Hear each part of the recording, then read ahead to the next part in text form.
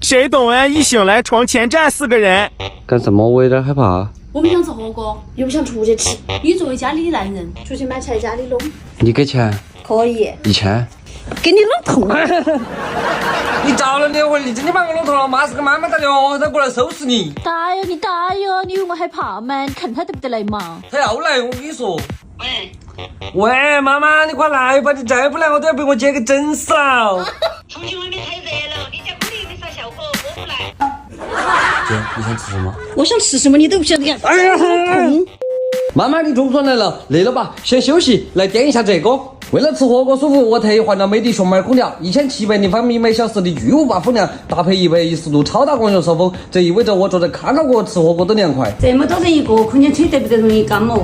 哎呀，放心，这个有防直吹，而且是日光有洁净口气，也不怕有病菌吹在锅里。你看这个熊猫外观摆在客厅多好看，美的他们可是认养了鱼壳鱼爱两只熊猫仔仔，就在重庆动物园，你先歇着，有事我叫你。好嘛。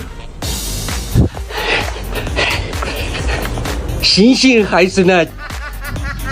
你赶快收我，让妈妈收拾你，她现在就在那房间睡觉。千万让他来收拾我。妈，他又打我。你能不能莫打他？不好意思。